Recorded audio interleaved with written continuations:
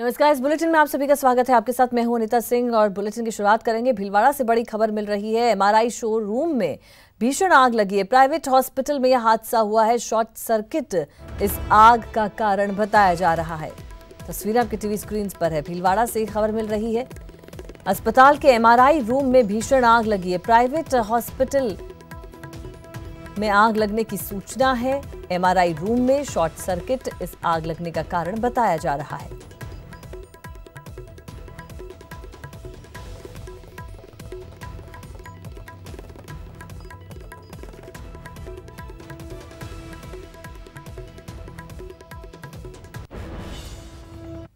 चलिए बात अगली खबर की करेंगे। कांग्रेस प्रत्याशी रिजू झुनझुनवाला के समर्थन में कल पुष्कर में कांग्रेस के कई दिग्गज नेता प्रचार में जान फूकेंगे।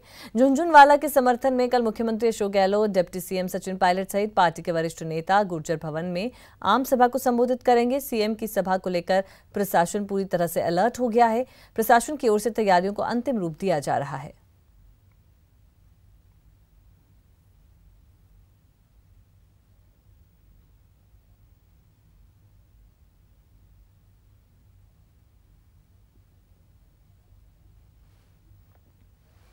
नागौर लोकसभा सीट से कांग्रेस प्रत्याशी ज्योति मिर्धा कल अपना नामांकन दाखिल करेंगे और इसके बाद नामांकन सभा का आयोजन होगा, जिसमें मुख्यमंत्री अशोक गहलोत, उप मुख्यमंत्री सचिन पायलट, हरियाणा के पूर्व सीएम भूपेंद्र हुड्डा सहित कई दिग्गज नेता शिरकत करेंगे। पशु प्रदर्शनी स्थल पर सभा का आयोजन होगा, जिसकी सारी तैयारियां पूरी कर ली गई हैं। नेता साथ में पधारेंगे और हमें उम्मीद है कि भारी संख्या के अंदर लोग यहाँ पर एकत्रित होंगे कल कांग्रेस के समर्थन में। सीएम साहब, अशोक गहलोत जी, अविनाश पांडे जी, सचिन पायलट जी, रघु शर्मा। बीजेपी ने दौसा लोकसभा सीट से पूर्व केंद्रीय मंत्री जसकौर मीणा को अपना प्रत्याशी बनाया है। लंबी जद्दोजहद के बाद जसकौर मीणा का नाम घोषित होने के बाद जसकौर मीणा बीजेपी प्रदेश कार्यालय पहुंची, जहां बीजेपी के प्रदेश अध्यक्ष सैनी ने उन्हें बीजेपी का सिंबल दिया और उन्हें शुभकामनाएं दी। जसकौर मीणा नामांकन के आखिरी दिन 18 अप्रैल को अपना नामांकन दाखिल करेंगी।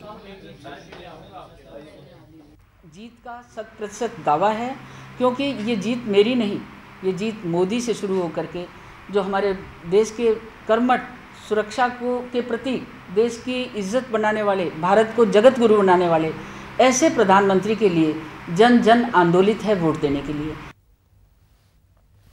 एनडीए का घोषणा पत्र हमारा संकल्प पत्र है। हमने राष्ट्र की सुरक्षा के मुद्दों को प्राथमिकता दी है, ये कहना है नागौर सीट से एनडीए उम्मीदवार हनुमान बेनीवाल का। उन्होंने आज प्रेस कॉन्फ्रेंस कर कहा कि एनडीए की सरकार बनी तो देश हित में धारा 370 को खत्म किया जाएगा।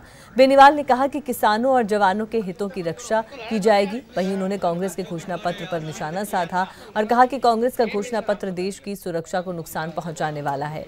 प्रेस कॉन्फ्रेंस में उन्होंने कहा कि राजस्थान को विशेष राज्य का दर्जा दिलाने की बात भी कही। इस दौरान उन्होंने अपनी पार्टी आरएलपी के चुनाव चिन्ह टायर्स के पोस्टर भी लॉन्च किए। एनडीए ने लोकसभा चुनाव 19 को लेकर जो घोषणा पत्र जारी किया है उसे संकल्प पत्र नाम दिया गया है और इसमें प्रमुखता से राष्ट्र सुरक्षा को एजेंडा बनाया गया।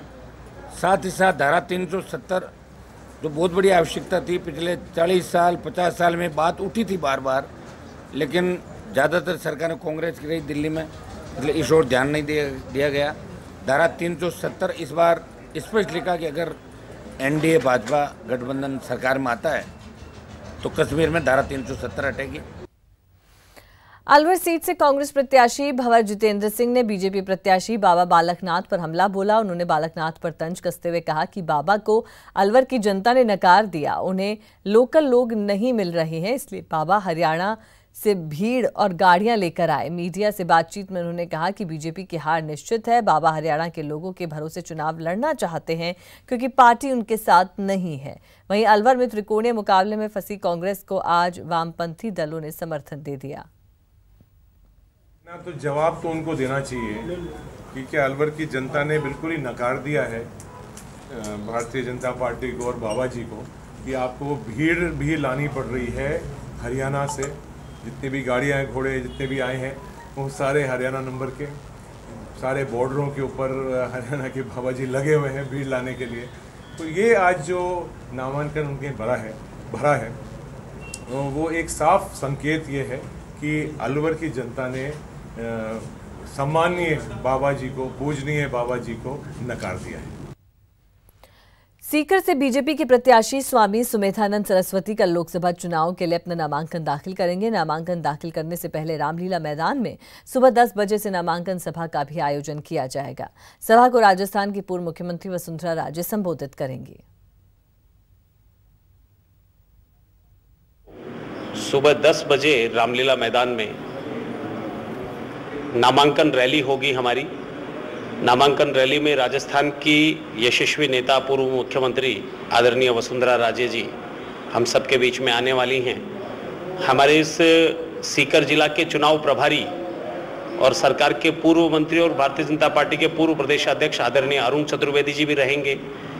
सीकर संसदीय क्षेत्र के हमारे सारे पूर्व विधायक वह भी इस रैली में रहने वाले हैं। अभी जो निवर्तमान 8 प्रत्याशी रहे हैं वो।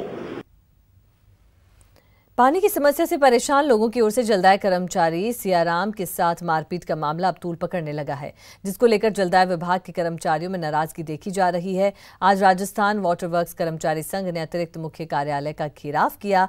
साथ ही प्रशासन को जलदाय कार्यालयों में सुरक्षा व्यवस्था दुरुस्त करने की मांग की है।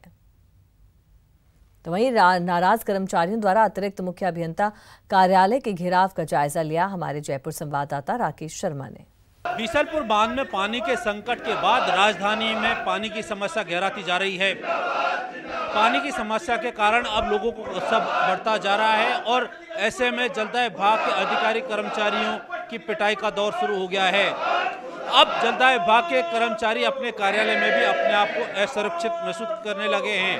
ऐसे में जो जलदाय विभाग के कर्मचारी हैं वो यहाँ के उच्च अधिकारियों को लेकर खासे नाराज हैं और अतिरिक्त मुख्य अभियंता कार्यालय का घेराव यहाँ पर कर रहे हैं।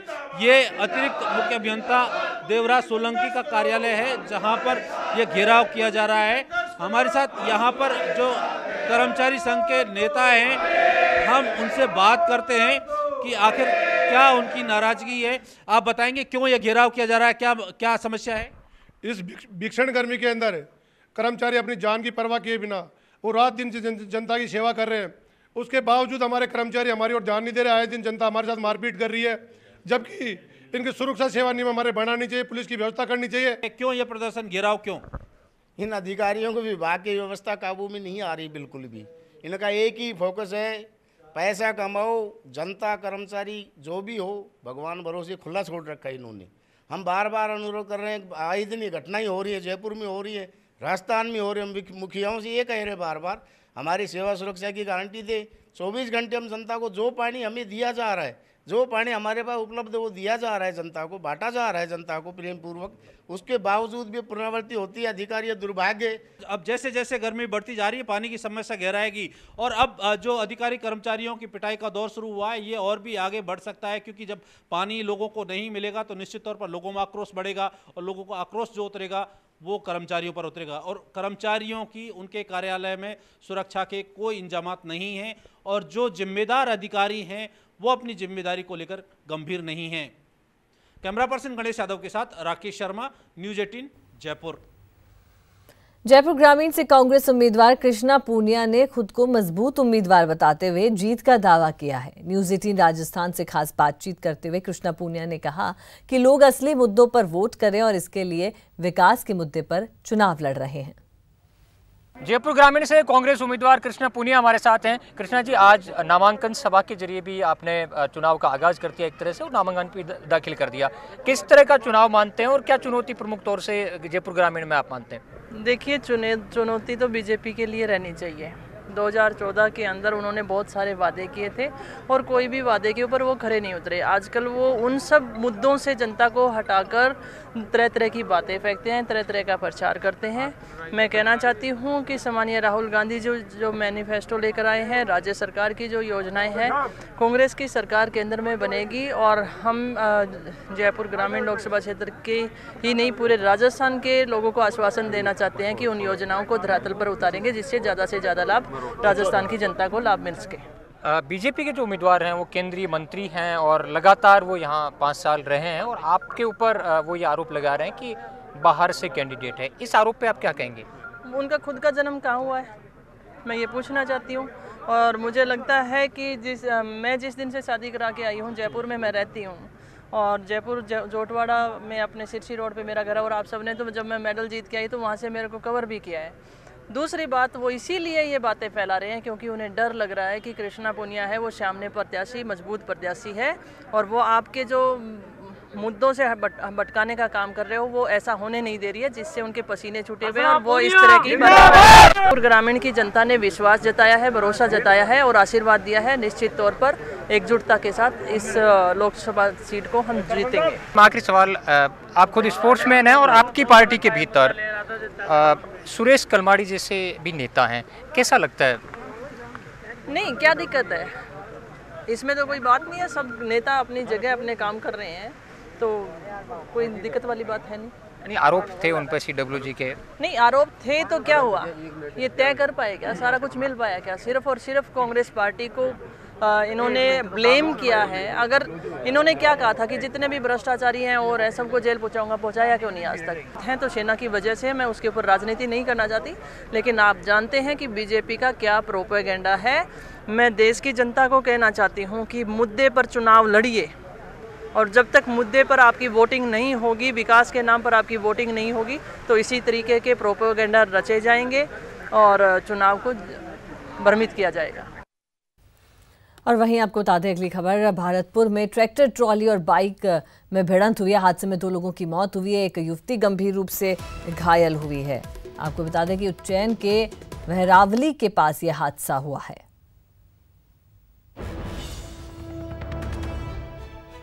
खबर भरतपुर से है। यहाँ पर ट्रैक्टर ट्रॉली और बाइक में भिड़ंत, हादसे में 2 लोगों की मौत, एक युवती गंभीर रूप से घायल हुई है। उज्जैन के वहरावली के पास यह हादसा हुआ।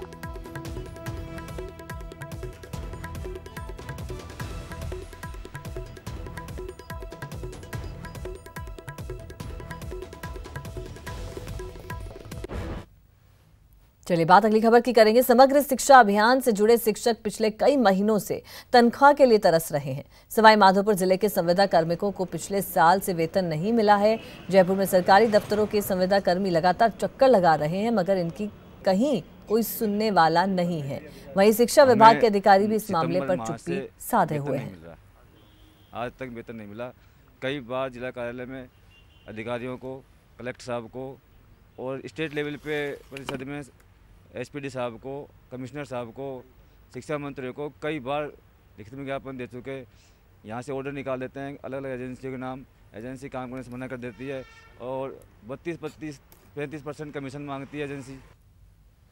दौसा के डीडवाना औद्योगिक क्षेत्र के मजदूरों ने फैक्ट्री मालिकों के खिलाफ मोर्चा खोला।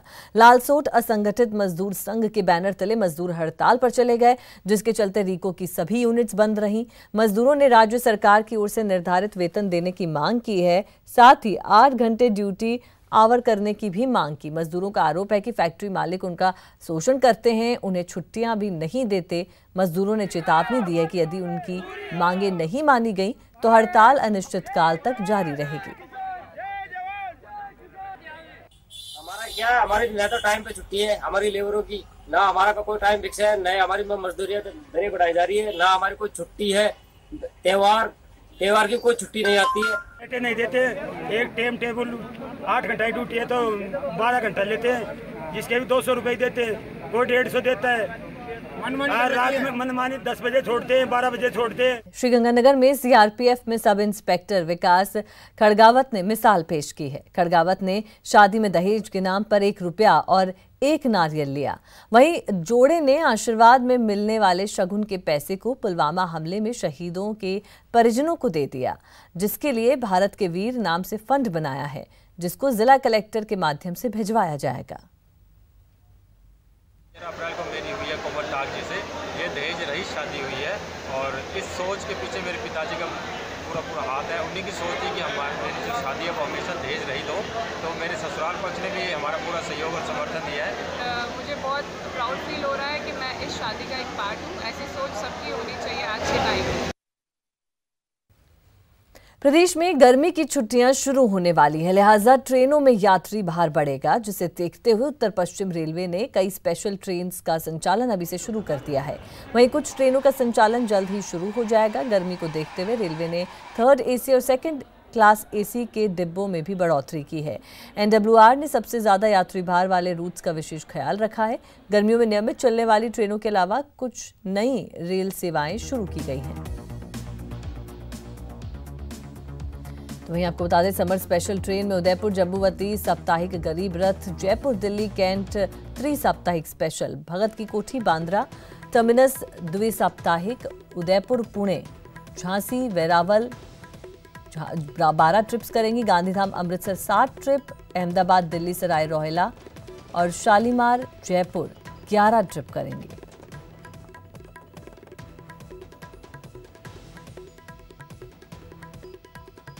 यात्रियों के लिए रेलवे ने एक बड़ा कदम उठाया है। यात्रियों के लिए काफ़ी सारी स्पेशल ट्रेनों का संचालन किया जा रहा है एवं ट्रेनों में अतिरिक्त डब्बे भी लगाए जा रहे हैं। आगामी गर्मियों में यात्रियों के दबाव को देखते हुए उत्तर पश्चिम रेलवे ने 10 स्पेशल रेल सेवाओं के संचालन को घोषित कर दिया है।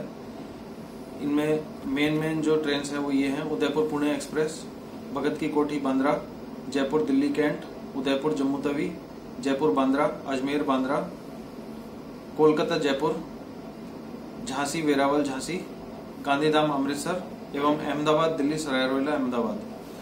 साथ ही साथ लगभग 13 ट्रेनों में हमने डब्बों की बढ़ोतरी करी है, जिसमें कि 3rd AC और AC चेयर कार शामिल है।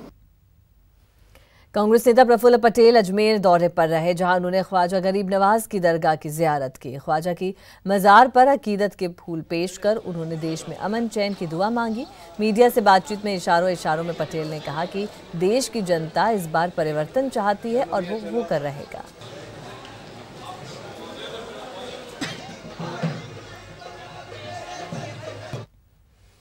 देश भर में 19 अप्रैल को संकट मोचन हनुमान जी का जन्मोत्सव हर्षोल्लास और भक्तिभाव के साथ मनाया जाएगा। जयपुर के अंबावाड़ी स्थित हनुमान मंदिर में 18 अप्रैल से 41वां 2 दिवसीय हनुमान जन्मोत्सव समारोह आयोजित किया जाएगा। समारोह के दौरान इस बार कई विशेष कार्यक्रम होंगे, जिसमें संपूर्ण हनुमान पार्क को अयोध्या की थीम पर सजावट की जाएगी। 18 अप्रैल को सायं 6 बजे से हनुमान जयंती के पूर्व संध्या पर 1100 आसनों पर संगीत में सामूहिक सुंदरकांड का पाठ किया जाएगा।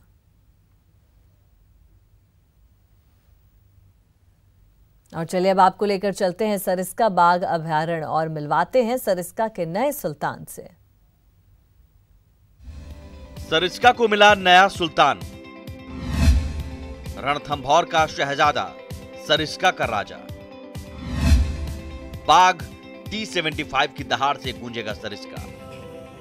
जी हां, 6 साल के लंबे इंतजार के बाद आखिरकार सरिस्का को नया राजा मिल गया है।